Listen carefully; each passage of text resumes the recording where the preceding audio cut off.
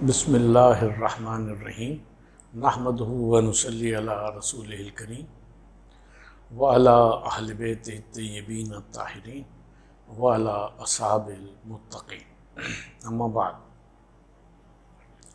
تشریح و تفہیم قرآن کی گزشتہ نشست میں ہم نے وَيُقِيمُونَ الصَّلَاةَ کے بارے میں کچھ عرض کیا تھا اور کوشش کی تھی کہ اس بات کو واضح کریں کہ اقامت صلاۃ صرف نماز پڑھنے کا نام نہیں، بلکہ تمام آداب اور ایک جو پریپریشن ہے کہ جس کے ذریعے سے آپ کائنات کی سب سے بڑی ہستی، ظاہر ہے کہ اللہ تبارک و تعالیٰ سے بڑی تو کوئی ہستی ہے نہیں، کوئی وجود نہیں ہے، کسی کا وجود ہے ہی نہیں، معنی ہی نہیں رکھتا سوائے اس واجب الوجود کے۔ تو اس کے سامنے جب ہم کھڑے ہوتے ہیں، کھڑے ہونے کے لیے جاتے ہیں، تو اس کے لیے ہمیں پریپریشن کرنی ہوتی ہے، اور اس میں یہ ہے کہ وہ اگر پریپریشن کریں اور اس طرح سے ہم اللہ تبارک و تعالیٰ کے سامنے جائیں تو اس کی بات ہی دوسری ہے، بجائے اس کے کہ ہم مارے باندھے ایٹرنڈم ہم جا کے بھئی اب آ گیا ظہر کا وقت یا عصر کا وقت یا مغرب عشاء کا وقت، تو بس اب ہمیں نماز پڑھنی ہے، وہ عادتاً ہم گئے اور ہم نے پڑھی نماز اور اس کے بعد ہم آ گئے۔ تو نماز کے وہ اثرات جو پڑھنے چاہیے وہ نہیں پڑھتے، انسانی ذہن پر، انسانی زندگی پر بھی نہیں پڑھتے، کیونکہ یہ ایک اکاؤنٹیبلٹی کا پروسیس ہے کہ جب ہم نماز کے لیے کھڑے ہوتے ہیں تو گویا اللہ تبارک و تعالیٰ ہمیں کے سامنے ہم حاضر ہوتے ہیں اور اللہ تبارک و تعالیٰ ہمیں گویا دیکھ رہا ہوتا ہے حالت نماز میں۔ جب ہم یہ تصور کرتے ہیں کہ اللہ تبارک و تعالیٰ ہمیں نماز میں دیکھ رہا ہوتا ہے تو نبی پاک صلی اللہ علیہ وآلہ وسلم کی وہ حدیث ہمیں سامنے آتی ہے، یاد آتی ہے کہ جو صحیح مسلم میں آئی ہے، جس کو حدیث جبریل کہتے ہیں، تو اس کی 7ویں حدیث جو ہے کتاب الایمان کی، جسے حدیث جبریل کہتے ہیں، اس میں یہ آیا ہے کہ جو آنے والے تھے حضرت جبریل، پہلے انہوں نے عقائد اسلامی کے بارے میں پوچھا، اعمال کے بارے میں پوچھا، جو بڑی بڑی چیزیں حضور سے کہ مل اسلام کیا ہے، تو وہ آپ بتاتے رہے، اور پھر وہ آخر پوچھتے ہیں کہ احسان کیا ہے، تو رسول اللہ صلی اللہ علیہ وآلہ وسلم نے اس کا جواب دیا، آپ نے فرمایا کہ احسان یہ ہے کہ تم اللہ تبارک و تعالیٰ کے سامنے اس طرح سے کھڑے ہو کأنک تراہ، جیسا کہ تم اسے دیکھ رہے ہو، مشاہدہ تو اس کا کر۔ وَإِن لَمْ تَكُنْ تَرَاهُ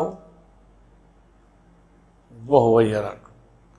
اور اگر تم اس کو نہیں دیکھ رہے ہو، یہ تصور نہیں کر سکتے کیونکہ اللہ تبارک و تعالیٰ تو وہم و گمان سے بھی ماورا ہے، تو کم از کم اتنا اپنے ذہن میں رکھو کہ وہ تمہیں دیکھ رہا ہے۔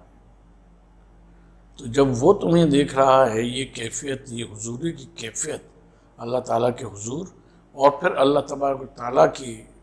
بارے میں یہ بات بالکل یقین کے ساتھ 100%، 1000%، اور اس میں جتنا تیقن بڑھے اتنا زیادہ اچھا ہے کہ اللہ تبارک و تعالیٰ ہمیں دیکھ رہا ہے نماز کی کیفیت میں، تو پھر اب ہماری نماز کی کیفیت جو ہے وہ بدل جاتی ہے، اور ہم اس مرحلے پر آ جاتے ہیں جس میں جو قرآن مجید کی آیت ہے کہ ان الصلاۃ تنہی عن الفحشاء والمنکر، جب ہمیں یہ پتہ ہو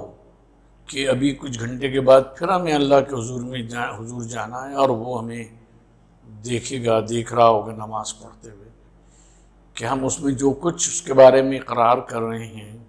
جو کچھ اس کے بارے میں کہہ رہے ہیں، اس کی حمد کر رہے ہیں، ثنا کر رہے ہیں، اسے مالک یوم الدین کہہ رہے ہیں، اسے کہہ رہے ہیں کہ ایاک نعبد و ایاک نستعین، اور اس سورہ توحید پڑھ رہے ہیں یا قرآن کا اور کوئی جز پڑھ رہے ہیں، اور اس طرح سے ہم نماز کو ادا کر رہے ہیں، رکوع کر رہے ہیں، اس کے سامنے سجدہ کر رہے ہیں، تو وہ یہ سب ہمیں دیکھ رہا ہے، تو ابھی ہمیں جا کے پھر اس کے حضور حاضر ہونا ہے، تو ہم پھر اس وقفے میں 2-3 گھنٹے کا جو وقفہ ہے 4 گھنٹے کا، اس میں کوئی ایسی بات نہیں کریں گے کہ جو اس کے سامنے شرمندگی کا باعث بنے اور ہم گردن جھکائیں کہ پروردگار میں حاضر ہو گیا ہوں، لیکن اس دوران چند ہی گھنٹے میں میں نے یہ باتیں جو ہیں وہ تیری مرضی کی اور تیرے احکام کے خلاف کی، میں نے جھوٹ بولا، میں نے دھوکہ دیا، میں نے کم تولا، میں نے لوگوں کو کے پیسے جو تھے وہ مارے، کسی نے 1000 کا نوٹ دیا تھا تو میں نے کہا 500 اور اس کا میں نے کھلا دیا، اور اس طرح سے وہ اعلیٰ حضرت قیاس کوئی آیا سائل تو میں نے اس کو دھتکار دیا، وہ سب باتیں کی جو تجھے ناپسند ہیں، تو پھر ہماری ہمت نہیں ہوگی کہ ہم اللہ تبارک و تعالیٰ کے سامنے کھڑے ہو سکیں۔ تو وہ یقیمون الصلاۃ کے معنی یہ ہیں کہ نماز کو، صلاۃ کو، کہ جو ایک خاص حیت کا نام ہے جس میں قیام ہے، قرأت ہے، رکوع ہے، پھر قیام ہے، اور پھر سجدے میں جانا ہے، سجدے سے اٹھ کے پھر دوبارہ سجدے میں جانا ہے اور پھر کھڑا ہونا ہے۔ تو یہ اتنے گہرے رموز یہ ساری جو ایکٹیویٹی ہے اللہ تبارک و تعالیٰ کے سامنے اٹھنا، بیٹھنا، دوبارہ کرنا، اللہ اکبر کہنے کے لیے ہاتھ کو بلند کرنا، چھوڑنا، تکبیرۃ الاحرام میں یا بعض فقہوں کے مطابق بیچ میں بھی، تو یہ اس کے بڑے رموز ہیں جو انشاءاللہ وقت آنے کے اوپر جب وہ آیات آئیں گی تو اس کو ہم بیان کریں گے۔ تو یہ ساری چیزیں اللہ تبارک و تعالیٰ آبزرو کر رہا ہے، دیکھ رہا ہے۔ اگر ہم اس نیت سے اس کے سامنے کھڑے ہوتے ہیں، اس حضوری کے ساتھ کھڑے ہوتے ہیں، تو پھر ہماری نماز میں زمین آسمان کا فرق پڑ جاتا ہے۔ وَيُقِيمُونَ الصَّلَاةَ وَمِمَّا رَزَقْنَاهُمْ يُنْفِقُونَ، اور جو کچھ، مما 2 لفظ ہیں، من اور ما، اس میں نون اور میم جو ہیں وہ اس کا ادغام ہو گیا تو یہ ہو گیا مما۔ مما، من کو ہم لوگ کہتے ہیں کہ یہ تبعیض کا ہے، یعنی تھوڑا سا۔ ما کے معنی جو کچھ دیا ہے اس میں سے کچھ حصہ، سب کا سب نہیں۔ مما رزقناہم، جو ہم نے ان کو بطور رزق دیا ہے، ینفقون، اس میں سے یہ خرچ کرتے ہیں۔ یہ تعبیر بھی بڑی عجیب ہے، اور ایک تو یہ بتاتی ہے کہ یہ نہیں کہ آپ کے پاس جو کچھ اللہ تبارک تعالیٰ نے مال دیا ہے، دولت دی ہے، اور وہ چیزیں دی ہیں کہ جو دوسروں کو اس میں شریک کیا جا سکتا ہے، تو وہ سب کے سب آپ دے دیں دوسرے کو، اس سے اسلام نے منع کیا ہے۔ اور یہی آیہ مبارکہ ہم سے کہتی ہے کہ مما کا مطلب یہ ہے کہ جو کچھ دیا ہے اس میں سے ایک حصہ، اس میں سے کچھ، کیونکہ کوئی شخص ایسا نہیں کر سکتا کہ اپنا سارا مال و متاع جو ہے وہ دوسروں کو دے دے۔ کسی کہے کہ یہ بڑے اچھے کام میں مثلا میں لگا رہا ہوں، مثلا مسجد بنانے میں لگا رہا ہوں، یا اور کوئی ریسرچ سینٹر قائم کرنے میں لگا رہا ہوں، اور پیچھے بیوی بچوں کے لیے کچھ نہ چھوڑے، اور وہ جو ہیں گویا کہ ہاتھ پھیلانے والے بن جائیں یا ضرورت مند بن جائیں، دوسروں کے ضرورت مند بن جائیں، تو شریعت ایسی کسی انفاق کو منع کرتی ہے، اسی لیے کہا مما۔ یہاں تک کہ وصیت کے لیے بھی یہ ہے کہ حضور صلی اللہ علیہ وآلہ وسلم نے، اللہ نے یہ پروویژن دی ہے کہ انسان اپنی زندگی میں کسی اچھے کام کے لیے اپنے مال میں اور اس میں وصیت کر سکتا ہے، لیکن وہ وصیت 1/3 سے زیادہ نہیں ہونی چاہیے، یعنی 33% سے زیادہ وصیت نہیں کی جا سکتی، کیونکہ اگر اس سے زیادہ وصیت کریں گے تو جو ورثاء ہیں یا جو ڈپینڈنٹ ہیں لوگ، ان کا حق ماریں گے، لہذا شریعت اس سے منع کرتی ہے۔ شریعت کہتے ہیں 33% سے زیادہ آپ نہیں کسی کے لیے وصیت کر سکتے۔ تو یہ مما کو اگر آپ کریں، پھیلائیں، تو یہ ہر چیز میں اس کا اطلاق ہے۔ رزقناہم کا مطلب یہ کہ جو کچھ ہم نے رزق دیا ان لوگوں کو، تم لوگوں کو، ان لوگوں کو، مومنین کو، ہم کا مطلب مومنین کو، جو یؤمنون بالغیب ہیں، جو متقی ہیں، ان کو جو کچھ ہم نے رزق دیا اس میں سے خرچ کرتے ہیں۔ اچھا، ہمارے اور اردو محاورے میں اور عوام میں یہ بات رائج ہے کہ رزق کا مطلب یہ ہوتا ہے کہ روٹی کھانا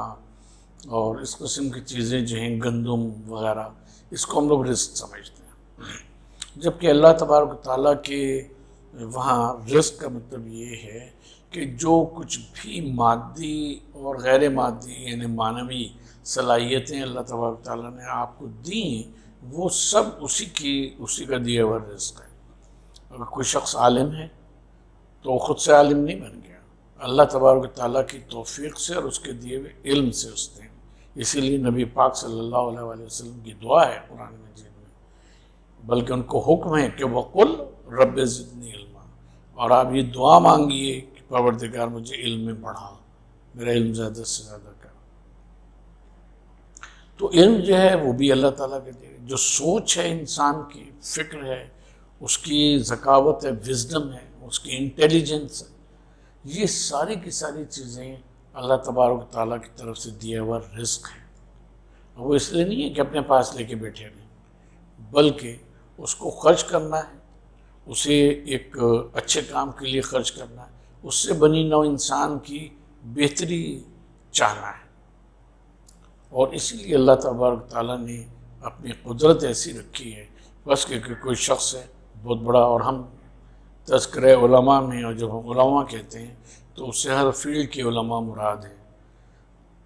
ان کے تذکروں میں پڑھتے ہیں کہ فلاں مثلا محدث ہے، بہت بڑے محدث تھے، یہ تھا وہ تھا، اور ہزاروں ان کے شاگردوں کے نام مل جاتے ہیں، سب مل جاتے ہیں، لیکن یہ بھی مل جاتا ہے کہ آخری عمر میں ان کا حافظہ خراب ہو گیا تھا، وہ یا بھول جاتے تھے، نسیان کا شکار ہو جاتے تھے،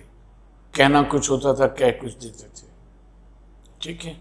تو اللہ تبارک و تعالیٰ نے جو انسان کو وزڈم دی ہے، جو حافظہ دیا ہے، جو علم دیا ہے، یہ سب اللہ تبارک و تعالیٰ کا دیا ہوا ہے، اور وہ جب چاہے اس کو چھین سکتا ہے، اس میں کوئی اختلال پیدا کر سکتا ہے، یاد نہیں رہتا انسان کو۔ آپ کو 20 لوگ ملیں گے، ان کو اسی وقت کی کہیں بھی بات جو ہے وہ یاد نہیں رہتی۔ آپ ان کو کوئی بات بتائیں کہ مثلا یہ میڈیسن آپ کھا لی، ڈاکٹر سے فون پہ پوچھو، اس نے یہ میڈیسن کھا لی، جب تک فون رکھا جب تک بھول گئے کہ اس نے کیا کہا تھا۔ اسی صورت سے بات سے کہلوائی کہ بھئی وہاں جا رہے ہو، اس سے یہ کہنا، جا کے معلوم ہوا وہ بھول ہی گیا، یا رستہ بھول گیا، جو اصل بات تھی اس کو ہی بھول گیا۔ تو علماء میں یعنی سائنٹسٹ میں بھی آپ کو وہ سائنٹسٹ مل جائیں گے، اکنامسٹ میں وہ اکنامسٹ مل جائیں گے، اور اسی طرح سے جو معاشرتی علوم ہیں، سوشل سائنسز ہیں، اس میں آپ کو لوگ مل جائیں گے کہ جو بہت اپنے وقت میں بڑے تھے، لیکن آخر وقت میں یا بیچ میں ہی یہ کہ پاگل ہو گئے تھے، فلاں شخص پاگل ہو گیا تھا۔ ایک بڑی تعداد آپ کو ویسٹرن فلاسفرز کی اور ان کی آپ کو ملے گی کہ وہ تو پاگل ہو گیا تھا۔ تو جو کچھ اللہ تبارک تعالیٰ نے مادی یا معنوی صلاحیتیں ہم کو دی ہیں، وہ سب رزق ہے، وہ سب اس کی طرف سے دیا ہوا رزق ہے۔ اور اللہ تعالیٰ نے اس بارے میں ہماری یہ ڈیوٹی لگائی ہے کہ اگر ہم صاحبان ایمان ہیں، اگر ہم متقی ہیں، اللہ کے احکام پہ چلنے والے ہیں، مما رزقناہم ینفقون، تو ہم اس میں سے خرچ کریں۔ اب عام طور پہ اردو میں اس کا ترجمہ یہی کیا جاتا ہے، بیشتر تراجم جو آپ دیکھیں گے تو اس میں آپ کو یہ ترجمہ ملے گا کہ وہ مما رزقناہم ینفقون، اور جو رزق ہم نے ان کو دیا اس میں سے وہ خرچ کرتے ہیں۔ ینفقون کے یقیناً خرچ کرنا بھی معنی ہے، لیکن یہ لفظ بنیادی طور پہ اگر اس کے مادے پہ آپ غور کیجیے، نون فی قاف پہ، تو یہ عجیب لفظ ہے۔ اور نفقہ کے معنی ایک سرنگ کے بھی ہیں، جو دھاگے کی ریل ہوتی ہے نا، اس کو بھی کہا جاتا ہے، جس میں دونوں طرف سوراخ ہوتا ہے، ایک طرف سے چیز جاتی ہے، دوسری طرف سے نکل جاتی ہے، ٹھیک ہے۔ تو نفاق کے بنیادی طور کے معنی، انفاق کے بنیادی طور کے اوپر معنی یہ ہیں کہ خرچ کرنا اللہ تعالیٰ کے دیے ہوئے رزق میں سے، جو وہ چاہے معنوی ہو چاہے مادی ہو، اور اس میں یہ یقین رکھنا کہ اس طرف سے اگر نکل رہا ہے، ہم انفاق کر رہے ہیں، دوسری طرف سے وہ نکل رہا ہے، دوسرے کے ہاتھ میں جا رہا ہے، تو اللہ تبارک تعالیٰ نے یہ سبیل رکھی کہ اس طرف سے وہ دوبارہ اس میں واپس بھی جا رہا ہوگا، اللہ تعالیٰ اس کو ریفل کر رہا ہوگا، کیونکہ اللہ ریفل اسی چیز کو کرتا ہے کہ جو خالی ہوتا رہے، جس میں سے چیز نکلتی رہے۔ ہمارے استاد تھے، وہ کہا کرتے تھے کہ دیکھو، بلکہ پریکٹیکلی ایک دفعہ انہوں نے کیا کہ گلاس رکھا ہوا تھا، پانی کا جگ رکھا ہوا تھا، وہ انہوں نے اوپر تک بھر دیا اس کو، بالکل جس کو ہم لوگ کہتے ہیں اردو میں لبا لب، یعنی بالکل لب تک اس کو کر دیا۔ اور اس کے بعد کہا کہ محسن اس سے تھوڑا سا پانی ڈالنا، تو ہم نے کہا کہ سرکار اس میں تو پانی ڈالا نہیں جا سکتا، یہ تو لبالب ہے، پورا بھرا ہوا ہے۔ تو انہوں نے کہا کہ بھرا وہی برتن جاتا ہے کہ جو خالی ہوتا رہے۔ انہوں نے اس میں سے 2-4 گھونٹ پیے، کہا کہ اب بھرو، اب ڈالو، تو ہم نے اس کو پھر ڈال دیا، کہا نہیں لبالب بھرو، لبالب اس کو بھرو۔ کہا کہ دیکھو میں نے خالی کیا تو تم نے بھرا نا۔ تو اللہ تبارک و تعالیٰ ہمیشہ اسی برتن کو بھرتا ہے کہ جو دوبارہ جو خالی ہوتا رہے، خالی ہوتا رہتا ہے اس کی راہ میں، اللہ تبارک و تعالیٰ اوپر سے اس کو بھرتا رہتا ہے۔ اسی لیے نبی پاک صلی اللہ علیہ وسلم کی ایک حدیث میں بڑی عجیب تعبیر آئی ہے، جو تقریباً ہر بڑی حدیث کے مجموعے میں، ہر بڑے مجموعے میں موجود ہے، چاہے وہ مکتب اہل بیت کا ہو، چاہے مکتب اہل سنت کے کسی اس کا ہو، کہ حضور صلی اللہ علیہ وسلم فرماتے ہیں کہ قیامت میں ایک شخص اللہ تبارک تعالیٰ کے سامنے آئے گا، اللہ تعالیٰ اسے کہے گا، فرمائے گا کہ میں بیمار ہوا اور تم میری عیادت کو نہیں آئے۔ اس نے کہا کہ وہ کہے گا کہ یا اللہ، تو پاک و پاکیزہ ہے، تو سب سے بڑا ہے، تو کیسے بیمار ہو سکتا ہے؟ بیماری تو تجھے چھو ہی نہیں سکتی۔ تو اللہ تعالیٰ فرمائے گا کہ تمہارا فلاں دینی بھائی یا تمہارا فلاں بھائی بیمار پڑا تھا، تم اس کی عیادت کو نہیں گئے، اگر تم اس کی عیادت کو جاتے تو تم مجھے اس کے پاس پاتے۔ پھر فرمائے گا کہ میں فلاں وقت تیرے پاس بغیر لباس کے آیا تھا، تو نے مجھے لباس نہیں پہنایا۔ پھر یہ کہ پروردگار تو پاک و پاکیزہ ہے، تو بے لباس کیسے ہو سکتا ہے؟ کہ تمہارے پاس ایک شخص آیا تھا کہ جس کے جسم پہ لباس نہیں تھا، پورا لباس نہیں تھا، اس نے تم سے لباس مانگا اور تم نے اس کو لباس نہیں دیا، حالانکہ تمہارے پاس لباس تھا۔ اگر تم اس کو لباس پہناتے تو وہ لباس پہلے میرے اس پاس آتا، پھر اس کے پاس جاتا، اور میں نے تم سے ایک دن سوال کیا تھا، لیکن تم نے مجھے میری حاجت پوری نہیں کی اور واپس بھیج دیا۔ تو پھر وہ وہی بات کہے گا کہ تو پاک و پاکیزہ ہے، تو منزہ ہے ان سب چیزوں سے، تو تو صمد ہے، تو کیسے کسی چیز کا محتاج ہو سکتا ہے؟ تو ایک فرمائے گا اللہ تبارک و تعالیٰ کہ ایک سائل تمہارے پاس آیا تھا، اس نے تم سے کچھ مدد مانگی تھی اور تم نے اس کی مدد نہیں کی، اگر تم اس کی مدد کرتے، اس کے ہاتھ پہ کچھ رکھتے، تو وہ پہلے میرے ہاتھ پہ آتا، پھر اس کے ہاتھ میں جاتا۔ تو یہ انفاق کا کتنا بڑا درجہ ہے کہ ہم جو کچھ بھی انفاق کرتے ہیں، جو کچھ بھی اللہ کے نام پر، اللہ کے کو سامنے رکھ کے اس کے حکم کے مطابق جو کچھ بھی ہم دیتے ہیں، وہ اس راہ میں بعد میں خرچ ہوتا ہے،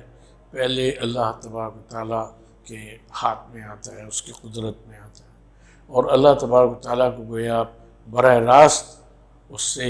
آپ ملامسہ کر رہے ہیں، ہاتھ آپ کا اس تک پہنچ رہا ہے۔ یہ انسان سوچے تو ایک اتنا بڑا رتبہ ہے، اتنا بڑا شرف ہے کہ انسان کا ہاتھ کبھی رک ہی نہیں سکتا۔ وہ کہے گا کہ مجھے اس کے ذریعے سے اللہ کے روبرو جانے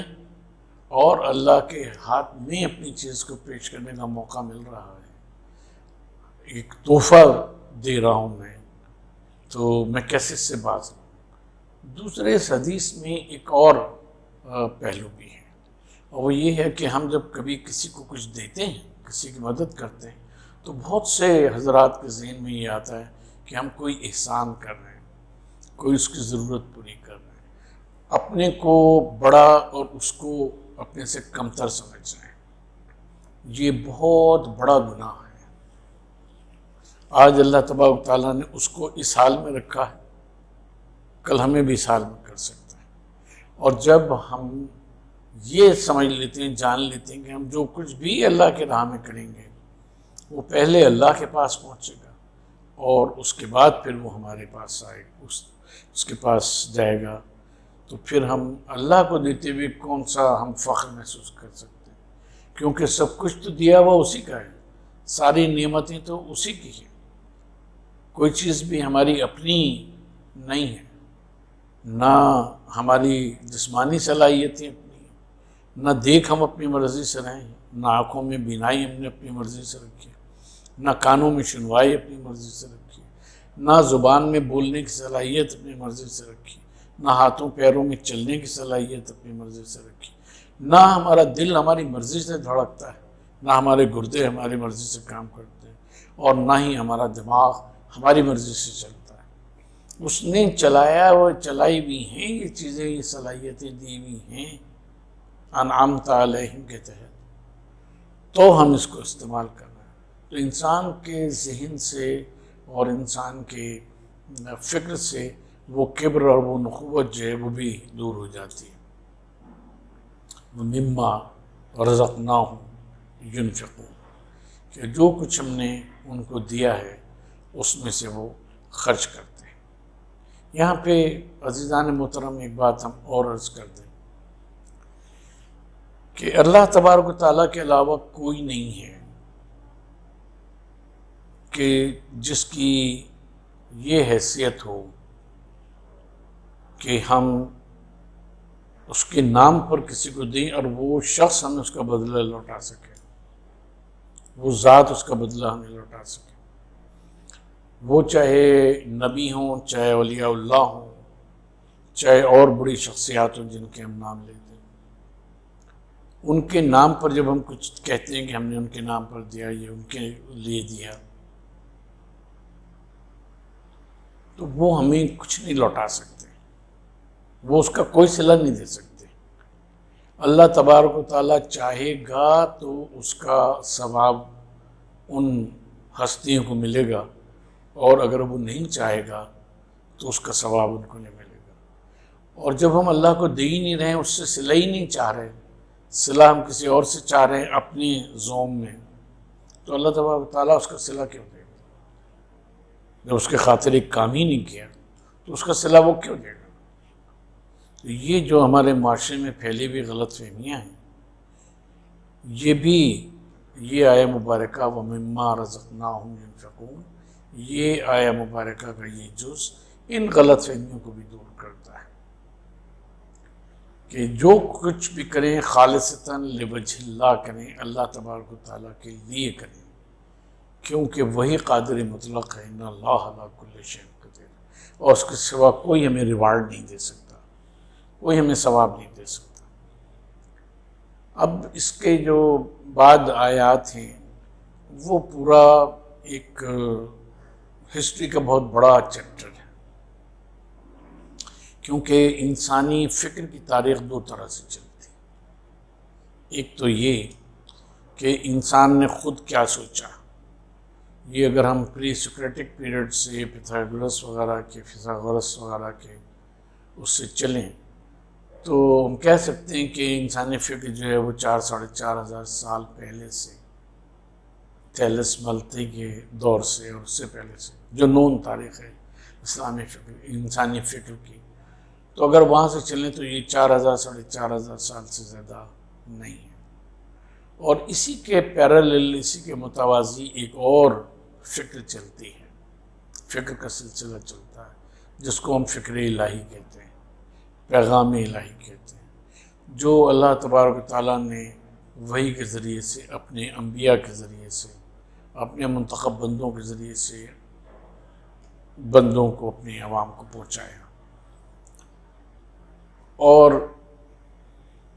یہ دو فکری رویے، ایک خالص انسانی فکر کہ جس میں وہ اللہ کی کے ریفرنس کے بغیر بات کرتے ہیں، اور دوسرے وہ انسانی فکر کہ جو انبیاء کی طرف سے آئی، ان کے ذریعے سے آئی، اور انبیاء نے اللہ کی طرف سے وہ ہم کو پہنچائے۔ ان دونوں میں ہمیشہ کشمکش بھی رہی ہے، اور کشمکش اس طرح سے رہی کہ انسانی فکر، انسانی سوچ بنیادی طور کے اوپر اس کے جو حاسات ہیں، حاسے ہیں، سینسز ہیں، ان تک محدود ہے، اور اگر اس سے آگے چلتی ہے تو وہ ایڈس کے ذریعے سے چلتی ہے۔ یعنی جیسے ہم نے مثال ہم دے رہے تھے کہ جیسے خوردبین ہے، مائکروسکوپ، ٹیلیسکوپ ہے، اور جو چیزیں لا آف نیچر ہم دریافت کرتے ہیں اس کو پھر ہم ٹیکنالوجی کی شکل جو ہے وہ دے دیتے ہیں۔ تو ایک تو یہ گویا کی صورت ہے، لیکن یہ کہ یہ کیونکہ محدود ہے تو اس لیے یہ تبدیل بھی ہوتی رہتی ہے اور یہ غلطی بھی کرتی رہتی ہے۔ چنانچہ ہم آئے دن سائنسی ڈسکوری، سائنٹیفک ڈسکوریز کو پڑھتے ہیں کہ یہ تھیوری تھی، یہ بات سمجھی جاتی تھی، اب یہ تبدیل ہو کے یوں ہو گئی ہے، اور اب یہ اس طرح سے ہو گئی ہے۔ پہلے ایک زمانہ تھا کہ یہ سمجھا جاتا تھا کہ سورج بالکل حرکت نہیں کر رہا، بالکل اسٹیٹک ہے، اور اب ایک عرصے سے یہ بات سمجھی جاتی ہے اور یقین کی جاتی ہے، اور یہ ٹیلیسکوپس نے بتایا کہ سورج کے اندر بھی ایک گردش موجود ہے جو سورج کے اندرونی گردش ہے، اور وہ اپنی جو گلیکسی ہے جس کا وہ سورج ہوتا ہے وہ اس میں حرکت کیا کرتا ہے۔ پہلے وہ آلات نہیں تھے تو ہم اس کو نہیں دیکھ سکے۔ تو اس طرح سے انسانی فکر آبزرویشن کے ساتھ ساتھ بدلتی ہے، جبکہ جو پیغام الہی ہے، اللہ تعالیٰ کی طرف سے جو پیغام ہوتا ہے جو انبیاء کے ذریعے سے انسان تک پہنچتا ہے، تو اللہ خالق کائنات ہے، تو اس نے وہ ایسے فنڈامنٹلز اور معاشروں کے حالات کے مطابق ایسے احکام دیتا رہا کہ معاشرہ جو ہے وہ آگے کی طرف چلتا رہے، یعنی اس میں ایوولوشن ہوتا رہے اور معاشرے ایوالو ہوتے رہے اور آگے چلتے رہے، اس میں ایک ڈیولپمنٹ اور پروگریس جو ہے وہ آتی رہے۔ چنانچہ ان دونوں نظاموں میں، نظام ہائے فکر میں فرق ہے۔ سائنس پہلے دریافت کرتی ہے، پھر اس کو یوٹیلائز کرتی ہے۔ اللہ تبارک و تعالیٰ کیونکہ خالق کائنات ہے، لہذا وہ جو ہمیں پیغام دیتا ہے تو وہ تو اس کو پتہ ہے کہ کیا ہے، انسانی نیچر کیا ہے، اس علاقے میں جہاں وہ پیغام بھیجا جا رہا ہے وہاں لوگوں کے مسائل کیا ہیں، وہاں کس قسم کی فیسلٹیز اس نے رکھی اور کس قسم کی فیسلٹیز اس نے نہیں رکھی، کیونکہ زمین کا خالق بھی وہی ہے، فضاؤں کا خالق بھی وہی ہے۔ تو اس لحاظ سے وہ پھر اللہ تبارک تعالیٰ نے پیغام بھیجے اور مختلف شریعتیں بھیجی،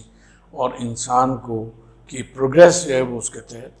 ہوتی رہی، انسانی کلچر کی، انسانی سویلائزیشن کی۔ چنانچہ اب جو آیات آ رہی ہیں اس میں متقین سے اور مومنین سے یہ مطالبہ کیا جا رہا ہے کہ وَالَّذِينَ يُؤْمِنُونَ بِمَا أُنزِلَ إِلَيْكَ وَمَا أُنزِلَ مِن قَبْلِكَ وَبِالْآخِرَةِ هُمْ يُوقِنُونَ، اور یہی وہ لوگ ہیں کہ جو ایمان رکھتے ہیں اس کتاب کے اوپر، اس پیغام کے اوپر جو اے نبی آپ کے اوپر نازل کیا گیا، یعنی قرآن مجید، اللہ تبارک و تعالیٰ کا آخری پیغام جو اپنے حبیب آخری رسول خاتم النبیین کے اوپر نازل ہوا، اور جو اس سے پہلے کتابیں نازل ہوئیں جس کا ہم نے بتایا کہ یہ بھی جو اللہ تبارک و تعالیٰ اپنے انبیاء کے ذریعے سے پیغام پہنچاتا رہا ہے مختلف سویلائزیشن میں، ان کے اپنی کیپیسٹی اور ان کے اپنے مسائل کے مطابق، تو ان سب پہ ایمان لانے والے اور پھر آخرت کے اوپر یقین رکھنے والے کہ بالآخر ہمیں اللہ کے حضور پہنچنا ہے۔ انشاءاللہ یہ کیونکہ ایک طویل موضوع ہے، انشاءاللہ اسے اگلی نشست میں انشاءاللہ اس کے اوپر بات کریں گے۔ وما علینا